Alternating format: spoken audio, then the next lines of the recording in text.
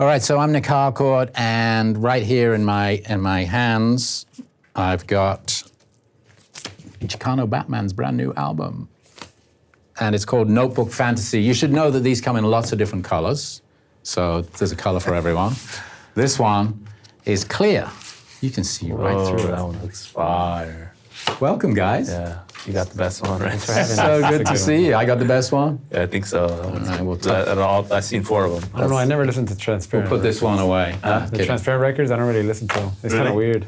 I don't know. Feels like it's missing bass or something. No, they're fat sounding. They sound good. So we got Carlos and Vado and Eduardo, and it's great to see you guys. You just played a session for us, which I'm really excited about. But I want to talk about the album and a big tour that you guys are going to be doing as well. So let's start with the album first. I haven't seen you guys for about 2 years in person. When did you, was it 2 years ago? Yeah, 2 years ago. Yeah, on the hill. Yeah. Well, it seems like it was yesterday. Yeah. Like a lot of things. I know, it's crazy how time is just flying. But when did you start working on this record? When did you start writing the songs that ended up on this album? I started writing some of these songs like in late 21.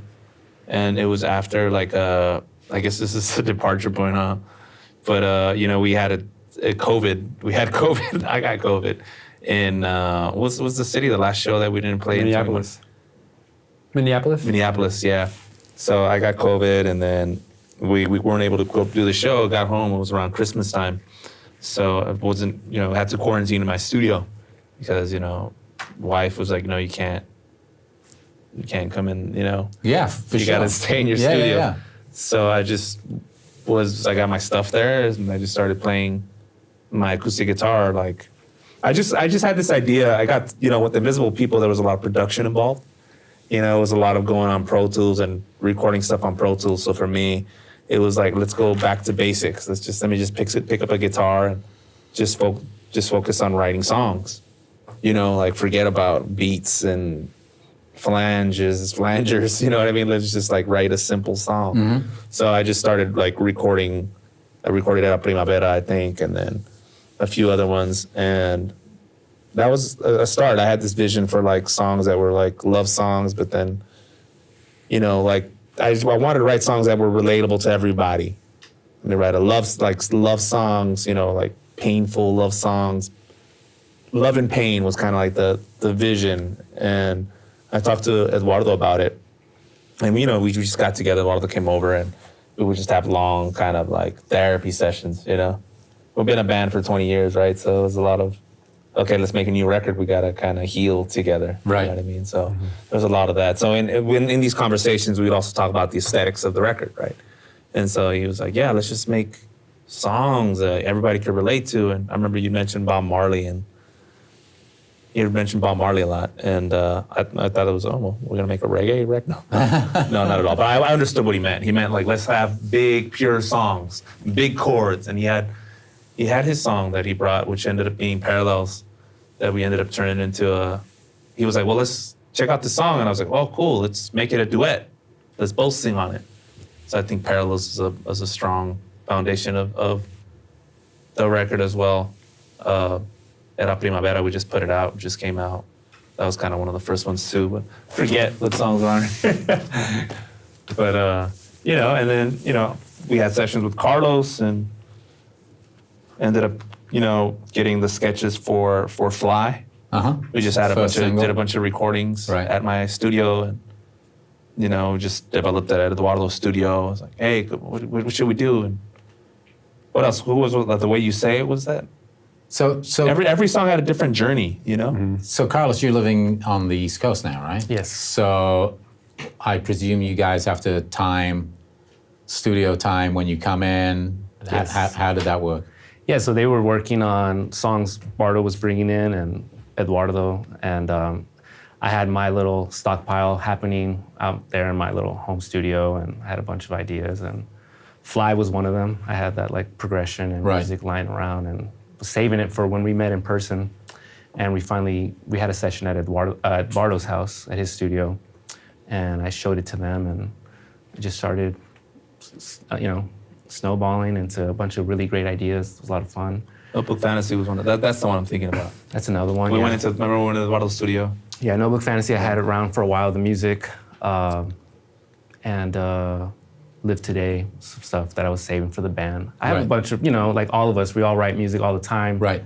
But I was like, oh, these three seem like this would be interesting to, see what Bardo brings to this with his vocals and Eduardo with his bass and arrangement ideas. And yeah, it was a lot of fun. They were very open to it, and they brought amazing music as well, and it was a lot of fun. You brought in John Congleton to help produce this record.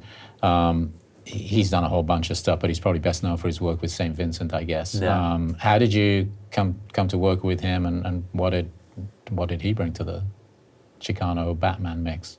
It was really through management that brought his name up, right? And so, we're like, oh, he brought it up before. It was like on a list, like a short list. On the list. But He was first on a big ass list. He was on a list, yeah, like for the last record. But then he got brought up again, and I was actually hip to who he was by this time, because I had loved St. Vincent. I love all those records. Like, she's amazing. So I was like, yes, let's work with him. And we were talking about him, I guess, for a while too.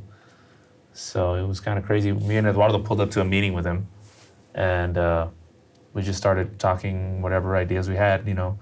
I was like, I want this to sound of John Lennon. He was like, oh, let's get Jim Keltner, or the drummer, Right. that played on. He played on Lennon's solo classic stuff. Ono and stuff. So I was like, wow, this is cool. Yeah, he was talking like that. He was like, well, if you got, Soul Sign, let's get James Gatson in here. Yeah. He's like, but just let's get him in to do the thing. He's old, so he's got to just sit down and do the thing, and then he'll leave. Right. He'll do it. Right. He's here. And I'm like, nobody's ever talked to us like that. Who you want? Homer, he's expensive, but I can get him. So it's like, where are we going to record it? Sunset Sound, of course. You got to go to the best. Right. Not flinching, and I'm like, wow, we deserve the best right now, And then you put us in a situation where you got the best thing, and this guy's not assuming about any of it. It's just how he works. He believed in us, honestly. It really, you feel it. He believed in us and the vision, and then he did his wizardry that he does best. He's a dork, scientist, madman, punk, musician, engineer, producer. He's kind of like this thing, all over the place. But the fact that it's one house and it turns things around quick, Right. makes me question, just appreciate the level of skill that all the cylinders running at the same time, and making aesthetic decisions. Be like, that might not be the right line. Yeah. At the end of all that, so he's very organized in that way, and I respect that sharpness. All cylinders are going.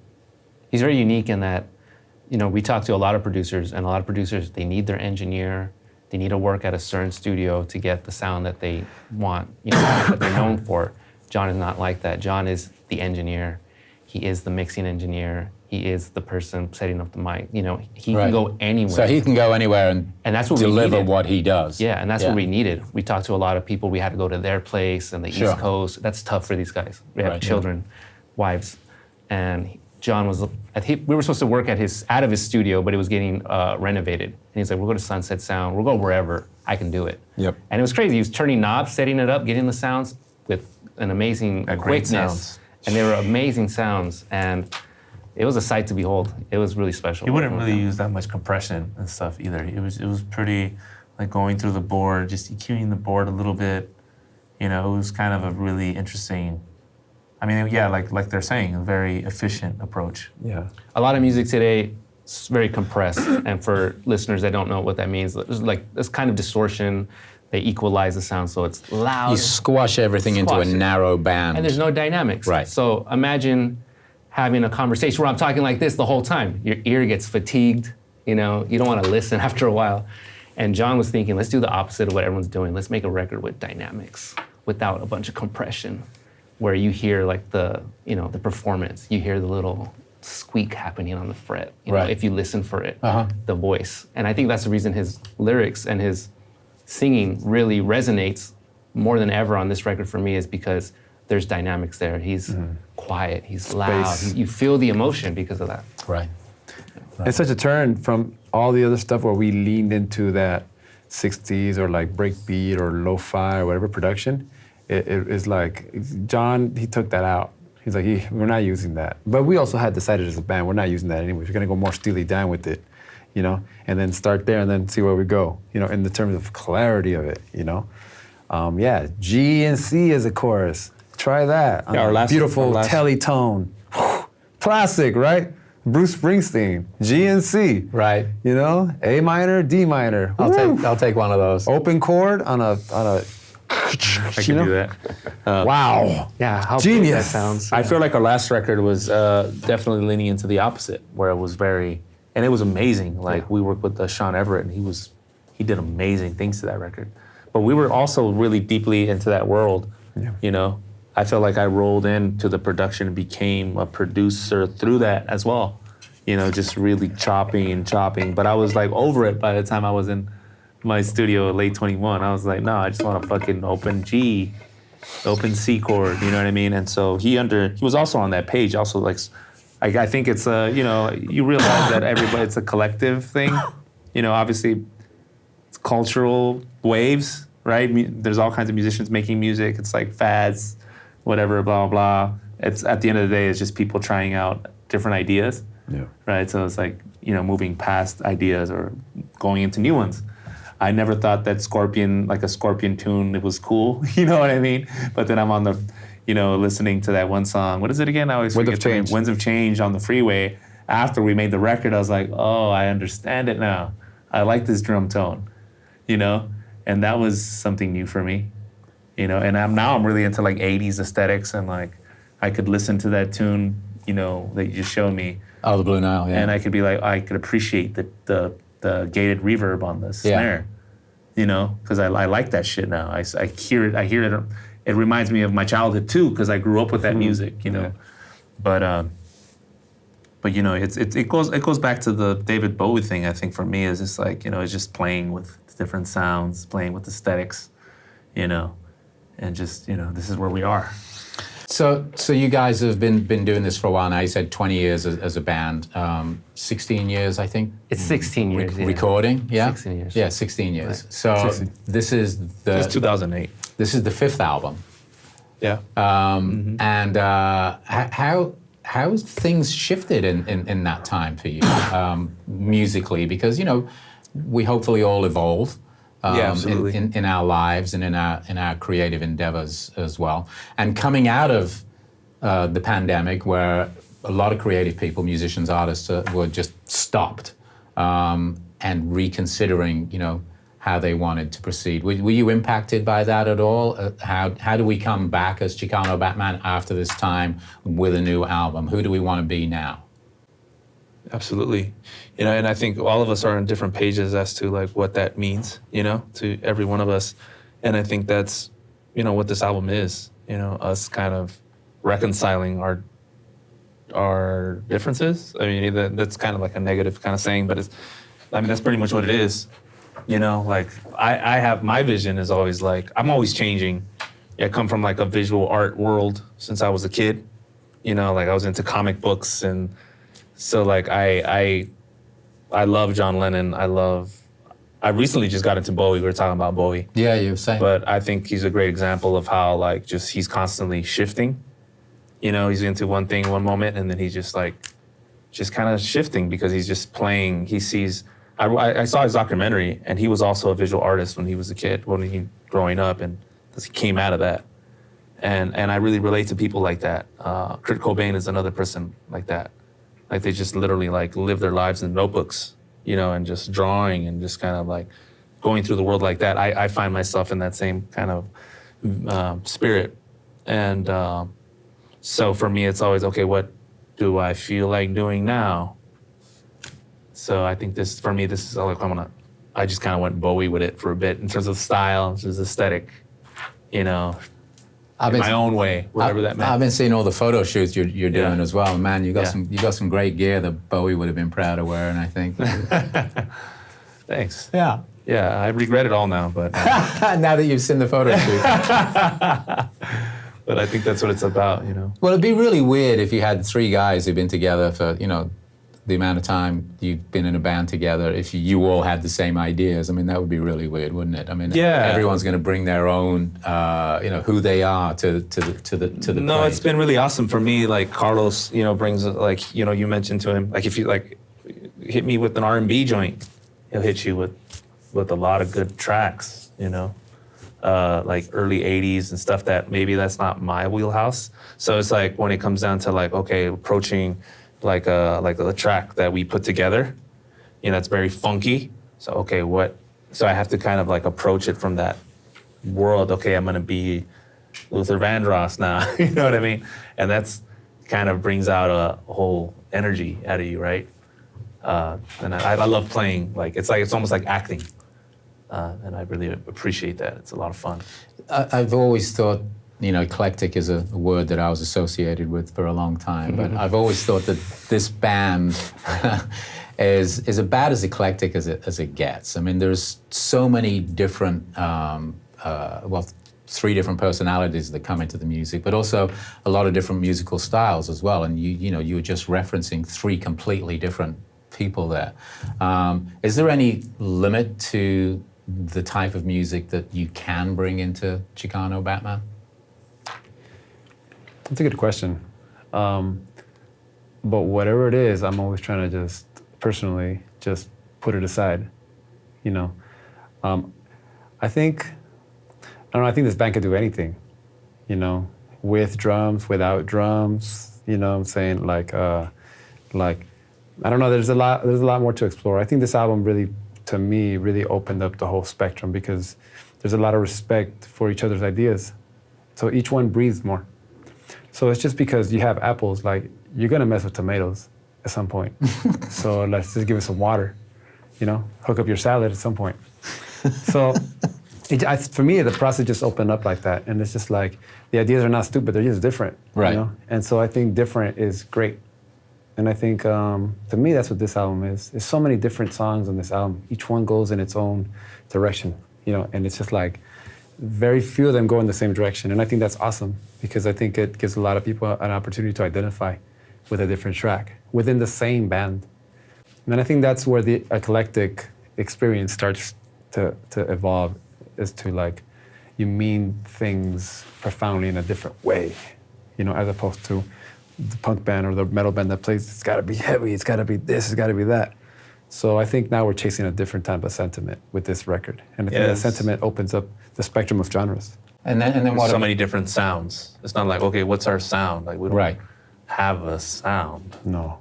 This album's a celebration of our like diversity of influences and accepting it. Yeah. You know, after years of maybe having impasses on genre, you know, we're all very artistic minded and we have ideas, and sometimes, you know, you have to, in a collaboration, you have to like discuss, you know, stuff. And this one I think was just like, he brought a tune in, he was like, I want it to sound like this.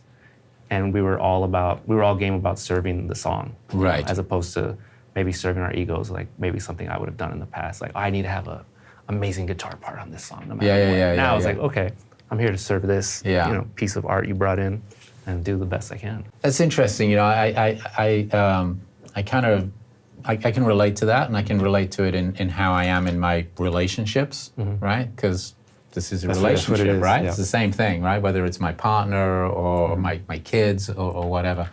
You know, I learned, and it took me a long time to do this. I'm a little bit older than you guys, but I learned how to not have my ego in something. Does that make sense? Yeah. So like, for example, if I'm fighting with somebody, do I really need to be fighting over that little thing because she said that she didn't like that one thing, or whatever it is? It's like like learning how not to fight, learning how to be able to sort of take everybody's input and not have to be right because somebody else actually might have a better idea. I mean, is it kind of like that? It's 100% like that. Yeah. I feel for me personally, because I came into this as a guitar player, and then I got stuck with bass, you know? So in the beginning, it was boring, you know, and it was like, this is not my function. You know, I grew into it, and then I owned it now, and I feel like it was my calling now to be doing this. It's a very uncomfortable path to lead to now. At the same time, I have songs, and I have things, and I have so many, as a guitar player, songwriter, and in this band I have a certain function, you know? And I think that to me has required the most leaving my ego at the door, and then checking my energy, you know, with how how I bring my energy. It could be thick sometimes, you know, because I'm frustrated about something or I'm just not getting mine. But man, with this record, it's gone. Like these songs that these guys brought are amazing. And I was like, how lucky I'm just get to be in the, you know, in that department downstairs, you know, and then it just made me just even level up, you know. It's like I'm working for the songs, you know, whatever song is on the table. So it's for me, it's definitely big maturing process, you know, to be able to lock into your role. Like I say, you know, some people just get rebounds, you know, and putbacks on the basketball court. Others shoot the three. What are you doing out there if, you know? Sometimes you might make one, it's cool, but like, you know, in this team setting, like Barlow is like the poet, you know, and he can do this day in and out, like 24/7. That's who he is, you know, and just like, and Carlos, I think he has this sonic exploration that's like on this super world stage. I just think what Carlos is doing is absolutely unique. So everybody's kind of really honing in on that one thing they do, you know, and then getting the assets to accommodate that and grow it and put it on a bigger platform. What about lyrics on this? You got a mix of English and Spanish lyrics again, but where are you writing from this time? Well, I think just kind of post-pandemic, you know. Like I said, I'm writing like just a lot of painful things. I had an aunt that was really close to me that passed away. So that was really hard for me, just dealing with that, and you know, and personal, you know, just we all suffered a lot. I think post-pandemic, everybody lost somebody. Loss is a part of it, you know, dealing with also like over a 10-year like marriage. You know, it's gonna be a 10th anniversary now, so, you know, navigating that. We have 2 kids, so just there's a lot of struggle in my life, I feel. And I mean, you know, navigating, right? Like you were saying, like you're navigating all your relationships and everything that, you know, the past, and you're losing people, and right, just all the stuff that comes into living. Yeah. And I think I threw that in there. I think I've always been very like dealing with the angst of just being in society. Just being here. Just being, well, you know, but also being in America, right? Well, sure. You know, and that's always really affected me since I was younger. I felt like in my life, like my mom has always been very, I mean, you know, we deal with the trauma of our parents, but also my mom was always very loving. So I felt like once I started to go to school, I felt very alienated going to school, elementary, like bullies, going through that stuff. And I felt like, for example, my path in music and art was a way of like protecting myself. So you know, for better or for worse though, it's also like kind of like, so I built my ego around, going back to the ego, it's not the best thing, right? But it's also like, that's how I survived, I feel, was like literally through writing.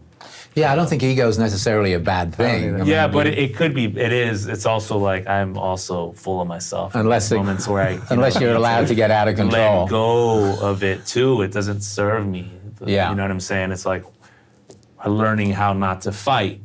Yeah. Like you said. Yeah. Like, well, you got to learn how not to fight. You know, Yeah. because it's not good for you. Not good for anybody. So, I mean, yeah, all that stuff, like just life, you know. Losing my mind, just like. I just learned I didn't have to be right. I don't know, man. Do you know what I mean? Yeah, that. Like, I don't have to be Same. right. Why do I have to be right? You know, there's that lyric from, it's funny, from Drake. Drake. I was listening to Drake, and he has a lyric. It's like, wise man once said nothing at all. You know, that's such a deep lyric to me. Yeah. You know, for like from a pop song, it's like, yeah, like sometimes you don't have to put your 2 cents in and be Yeah. right, or just sit that one out. Yeah, and maybe think about it. We were talking before we started rolling tape. I was talking about this band, the Blue Nile, that I like from way back when. And there's a quote from the guy from that band that says, you know, silence is perfect. What are you going to put on it?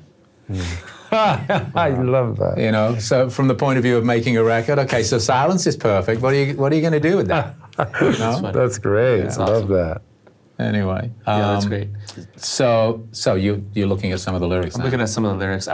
My mind went towards parallels, because, you know, we wrote this song together, Eduardo and I, and we wrote the lyrics together. He came up with the music, we decided to write a duet. Like, we're gonna sing on this song. We're gonna sing this song on stage with 2 microphones. Got it. He's gonna have his. I'm gonna have mine. Like, I think ideally he shouldn't have an instrument. I don't know what you want to do. But that's new for you. No.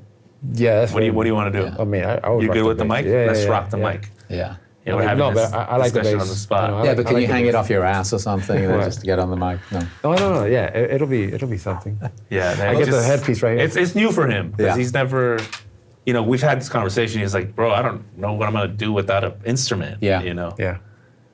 So talking about playing live. Photos on bass. Anyways, that whole vibe is like, that's gonna be huge. I feel like this song is gonna really resonate with our fans.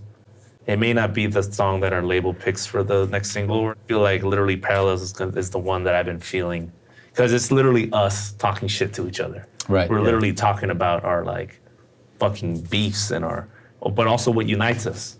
Like, our kids were born at the same time in April 10 days apart. 2020.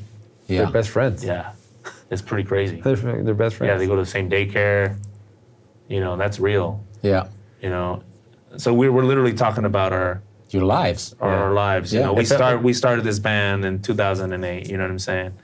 I met him at a party. I saw him at a party, and we were like, I was like, I like Caetano Veloso, and he was like, oh yeah, I like Chico Che. I'll do this. Like, I got this guy. I like this guy Carlos. Actually, I mentioned Carlos. I think I was like, I like this guy's music. It's like he's making some like really like oldie shit, but now nobody was doing that then, right? Like it literally sounds like some shit that I love. Yeah. And then, but I'm also like, and then he's sharing, because I want to do like Los Angeles Negros. Nobody was doing that at the time. Right. And then literally like him playing clean guitar. I'm just describing, like he was doing stuff in the scene, and in this conversation, we were like, hey, let's start something together. In 2008, a long ass time ago. Anyhow, here we are. Yeah, here we are. And Here we are. The album obviously is coming in. There's a lot of touring coming up as well. And I know you love playing live, and obviously couldn't do that for a little bit of time, but you've come back and been performing in the last couple of years. What about taking this album out? I know you're going to go to Europe as well later on this year. And the US leg of the tour wraps up back here in Los Angeles. And you've played some great venues in LA, I know. You've played the Bowl, and you've played a lot of great venues, but this is going to be a homecoming show like no other, because you're going to be playing the Forum, which I believe holds, 14,000 or something? How many does that place hold? It's like 11 to 14, depending on the event. Yeah, depending on how they set it up. So you're going to be finishing that US tour at the Forum. There's some purple versions of this album being made for that as well, I heard. I know it's a long way away now because the album's just coming out and then you're going to be touring, but that's got to feel good to have gotten yourself to a place now where at the end of this tour, you're going to come back to LA and you're going to play this massive venue. Yeah. It feels so unreal because the public has not listened to the whole record yet. So they got Fly, they got Era Primavera, and I just know it's just like, man, we just trickled out some water, but once we open it up, it's a language, I think, that we're putting out there with this music, and I'm confident that people will enjoy it, but it's just like, we'll see how that really carries out by who shows up to the shows. Right. Yeah, it's been an interesting process because right now we're like, literally, we made this record like last year, right? And then now and it's like the best music that we've made, right? And then it's like, well, that's how it feels. And then right now we're working really hard at like doing press and all the PR stuff, right? And the way you project the music and the way you put stuff out on social media, et cetera, and doing all that stuff, trying to boost engagement and all, releasing music in the modern age. 2024, man. Yeah, we were talking about this the last time we met when you guys helped me out for that pilot show I made a couple of years ago, and we were talking then about social media and how you present yourself, and I know it's something that you're not that into for obvious reasons. But I am, though. But you have to be. Yeah, you kind of. Yeah. Yeah, I mean, Man, this is our profession. Really invested in it. Yeah. This is literally the nuts and bolts of our profession right now. Right. The likeness of the band is a thing. The likes. So you go out there and you navigate that wheel. You go left, oh, that didn't work. Go right, that didn't work. Well, it's 2025. There's no rules. Right. Doesn't seem like there's much rules. Even the brick and mortar of press is kind of dwindling. So it's almost like anybody with a badass TikTok account could be the next press. That's true. Put everybody out of business. That's true. Some 50-year-old, take out some big publication. You get the real story because they're on the ground. Yeah, it's true. It's true. So then respect. Respect to that, how they're using the medium and stuff like that. So it's like, well, if you want to, you got to combine some of that for your own career. You just get the people that know how to do that because, damn, it is very exhausting. You can live just in that world, to just work on the likeness of yourself. Right. And, I tell Carlos, I'm like, bro, we're here 45 minutes making this video. Well, we could be writing a song with that same energy. Isn't that a trip? It's like, however, this is going to reach way more people right now than an idea that potentially we'll use 6 years from now. Uh-huh. So it's like the value is being put on the likeness of the product, but it's part of the process. This big machine that we're, it's not like it's frustrating for me. It is, right? Because you have to produce something, right? So give a different angle of yourself, do a pretend thing, do the real thing, do all this. At the end of the day, it is energy and it's still choices, Yeah. And that energy and choice, we got kids. I'd rather be like, spending it where the output is much greater in value in terms of life. That's the likeness of life, what I'm saying? But I respect that whole process. The likeness We're in of it. life. We're in the it. next record. It's like doing jumping jacks to get some, to the next place. It's just like, let's do this. Well, and if that's the way the business you're in operates, you have to figure out how to adapt. Adapt or get left behind. Yeah. Well, and the process has been nice. Yeah. So if you put a good process, then you could navigate any different thing.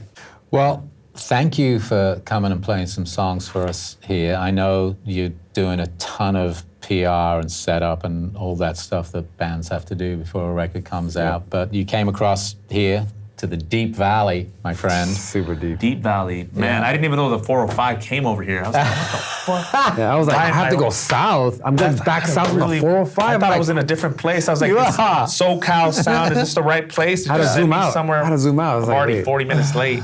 I know. Well, you always show up for me when I ask you to do something, and I'm super grateful. So, well, thank you to you also, because you're one of the first legit, people to mess with our sound and take us seriously and give us a platform. So thank you. You're the first Congleton. My pleasure. The first Congleton. The first Congleton. I'll take it. Thanks, guys. The Harcourt. Yeah. The last Harcourt. Appreciate it. Yeah, bro. We should shake a hand or something. Yes. The lack of the